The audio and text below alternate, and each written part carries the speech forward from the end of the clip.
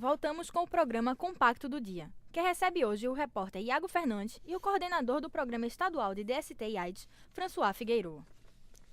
O teste para diagnosticar o HIV é simples. Ele é feito a partir da coleta de uma amostra de sangue e pode ser realizado pelo Centro de Orientação e Apoio Sorológico, o COAS, ou pelo SUS. Você acredita que o teste de HIV hoje já é bem divulgado para a população? Sim, com certeza. A gente já tem isso descentralizado para o país todo e aqui em Pernambuco, mais de 90 municípios já realizam o teste rápido, que é o teste mais fácil ainda de ser realizado, porque não requer não é nada complexo de laboratório, é feito com a punção na polpa digital e tem um resultado em 15, 20 minutos.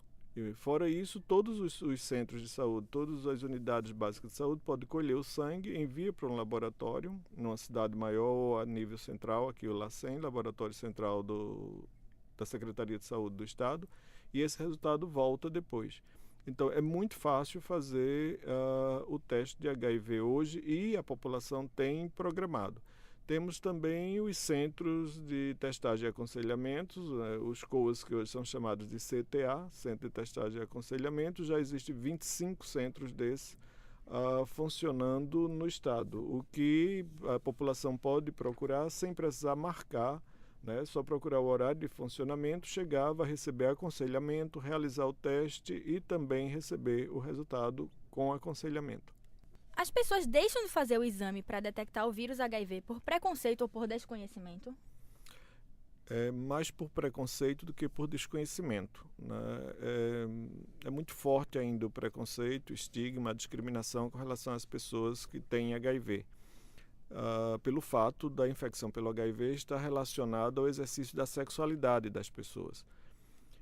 Infelizmente, isso ocorre, algumas pessoas deixam de fazer o exame e, consequentemente, têm o seu diagnóstico atrasado. Hoje, 42% dos pacientes brasileiros têm o seu diagnóstico tardiamente, o que prejudica em muito o cuidado dessa pessoa, porque o vírus, nesse caso, vai agir muito na imunidade, vai complicar muito a imunidade dessa pessoa, diminuir, vai ficar bastante alterado o sistema imunológico dessa pessoa, quando poderia ter tido o diagnóstico mais cedo e ter um acompanhamento melhor no serviço especializado, fazendo com que essa pessoa não chegasse a adoecer. E muito melhor cuidado nessa condução da infecção crônica pelo HIV. No carnaval deste ano, a maioria das campanhas para a prevenção de AIDS e DST foi para jovens. Esse direcionamento tem alguma relação com o aumento do caso entre os jovens? Sim, as pesquisas e os dados epidemiológicos mostraram um aumento da infecção, do número de casos em jovens gays, principalmente. Daí as campanhas voltarem-se novamente para essa população, direcionado para essa população. Então o número de casos aumenta na população heterossexual, aumenta entre mulheres, principalmente mulheres jovens, e aumenta também entre gays jovens. Daí, baseado nos números epidemiológicos, as campanhas serem direcionadas para aquela população que está sendo mais afetada naquele momento. Pernambuco é o 12º lugar na lista de estados brasileiros com maior incidência de AIDS. O que falta o estado fazer para reduzir o número de casos? Pernambuco tradicionalmente tem um sistema de vigilância epidemiológica bastante atuante, né? Então a gente registra muito bem todos os casos de doenças de notificação compulsória e óbitos em Pernambuco. Daí talvez também o resultado desse número tão maior. Mas a gente tem trabalhado, a Secretaria de Saúde do Estado, juntamente com os municípios e organizações não governamentais, tem trabalhado várias ações de prevenção e depois providenciando assistência para aquelas pessoas que se infectam. Infelizmente, a gente ainda não tem a redução desse número, né? Mais esforços, né, devem ser evitados para que a gente possa estar enfrentando mais efetivamente essa epidemia e fazendo com que as pessoas realmente passem a fazer prevenção. Uma das complicações no caso do HIV é o longo tempo que as pessoas passam infectadas sem desenvolver sintomas. Então, as pessoas sem estarem sentindo alguma coisa, não percebem que tem o vírus. Como tem o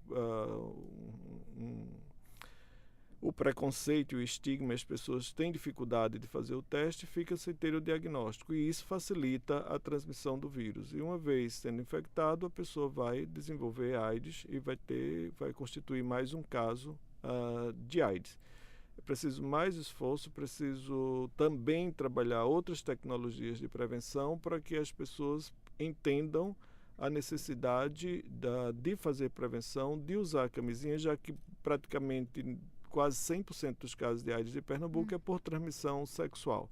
Então, o uso sistemático e correto do preservativo é a medida mais eficaz para barrar esta epidemia. Num procedimento de emergência, como acidentes de trânsito ou domésticos, existem cuidados especiais para o socorro ao portador do vírus?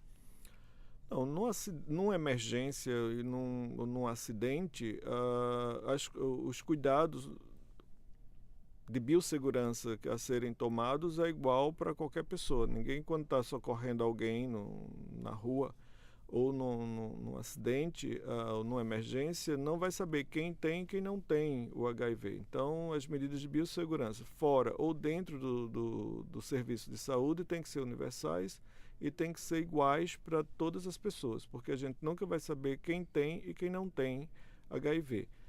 E um atendimento de emergência independe se a pessoa tem ou não HIV. Só depois que dentro do decorrer, se ele desenvolve alguma doença, alguma patologia, que poderia saber se ele faz uso ou não de antirretroviral para continuar tomando lá no hospital, ou se vai tratar uma outra patologia, saber se ele toma antirretroviral para poder não haver interação entre os medicamentos. Mas com relação ao acidente ou emergência, é igual para todo mundo as medidas de biossegurança. O programa de hoje está chegando ao fim. Iago, você gostaria de fazer uma última pergunta para o nosso convidado de hoje? Gostaria sim, Caroline. François, de acordo com dados da Organização Mundial da Saúde, 33 milhões de pessoas foram infectadas em todo o mundo desde a epidemia e 30 milhões morreram vítimas da AIDS em todo o mundo. No Brasil, esse número é de aproximadamente 608 mil casos registrados desde a epidemia e mais de 205 mil brasileiros morreram vítimas da AIDS. Como controlar a doença para que as pessoas não corram risco de morte precoce? Esse é um desafio, né, para toda a população, para todo o país. A gente desenvolver mais esforços, unir mais esforços, evitar mais esforços para que possamos enfrentar esta epidemia. Na medida que mudar comportamento é uma questão difícil, não é fácil e não é rápido. Então, é preciso estar sempre discutindo essas questões, desenvolver novas tecnologias, discutir também as desigualdades regionais, as desigualdades de populações, grupos, por exemplo, como os gays são também discriminados. Essa discriminação leva ao aumento da vulnerabilidade. A própria mulher, dentro da nossa sociedade, pelas relações de gênero, também tem sua vulnerabilidade aumentada. Então, tudo isso precisa ser discutido. O papel da escola e das igrejas e de todas as instituições também tem que levar essa discussão para que a gente possa efetivamente estar barrando a cadeia de transmissão do HIV. O Compacto do dia de hoje está chegando ao fim. Obrigada, François, pela presença e por esclarecer nossas dúvidas e de nossos ouvintes. Quem quiser entrar em contato com o Programa Estadual de Doenças Sexualmente Transmissíveis e AIDS, pode ligar para 3184-0205. Obrigada, François. Alguma consideração final? Mais uma vez, a necessidade da gente estar fazendo prevenção o tempo todo e usar corretamente e sistematicamente a camisinha.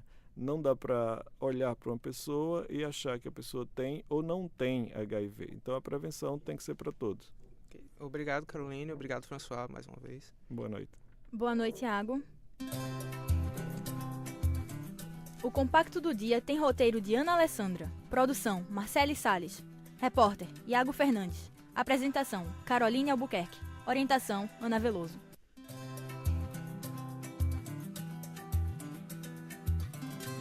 Termina agora Compacto do Dia, o seu programa diário de notícias.